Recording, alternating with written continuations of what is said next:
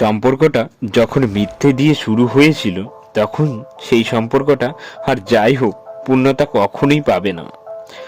আমি স্বরূপ। বয়স যখন 20-এর গণ্ডি পার হলো, তখন মন চাইতো একটা প্রেম করি, তবে যাকে ভালোবাসবো সে যেন সারা জীবন আমার হয়ে থাকে, এমনটাই ছিল আমার মনে। পাড়ার একটা মেয়ে ছিল, নাম ছিল অপরূপা। কখনো ঠিক ওইভাবে চোখে পড়েনি। নিজের গ্রামের মেয়ে। 2020, হালকা হালকা বৃষ্টি। সাইকেল চালিয়ে যাচ্ছিলাম বন্ধুদের সাথে আড্ডা দিব বলে। হঠাৎ মাঝপথে জোরে বৃষ্টি নামে। বৃষ্টি থেকে বাঁচতে একটা গোয়াল ঘরে আশ্রয় নিই।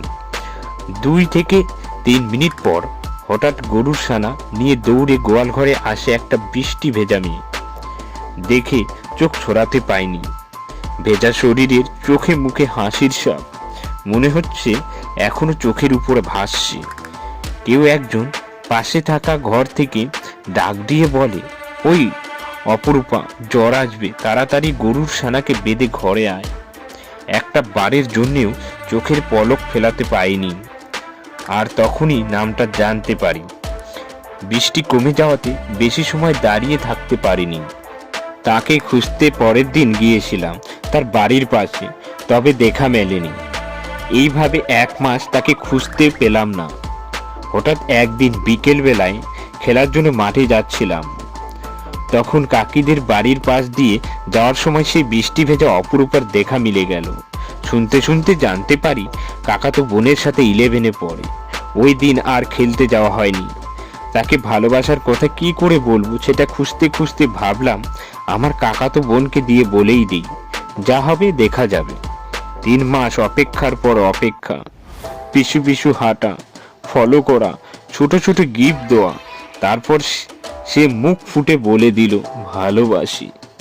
মনে মনে ভাবলাম হয়তো মনের মতো পেতে হলে একটু তো কষ্ট করতেই হবে। তাকে পাবার পর লাইফে এত বেশি খুশি ছিলাম যেটা এর আগে কখনোই হয়নি। দিন যতই যাচ্ছিল ভালোবাসা ততই বাড়ছিল। মাঝে মাঝে এত পাগলামি করতাম, হাত কেটে তার নাম পর্যন্ত লিখেছিলাম। সম্পর্ক যখন 2 বছর পার হলো, তখন তার পুরনো প্রেমিক ফিরে এলো। যদিও সম্পর্ক শুরু হওয়ার 1 বছর পর তার সম্পর্কে জানতে পারি। যখনই তার প্রাক্তন তাকে নিজের করে নিতে চাইল, তখন সে বারণও করেনি। এটা নিয়ে 3 জনের মধ্যে অনেক সমস্যা হতে থাকে। 3 জন সামনাসামনি হওয়ার পর তাকে যে কোনো একজনকে চাইতে বলি। যাকে চাইবে সে শুধুমাত্র তারই হবে। যখন তাকে প্রশ্ন করা হয় কাকে চাই, উত্তরে সে কাউকে ছাড়তে পারবে না বলে চলে যায়।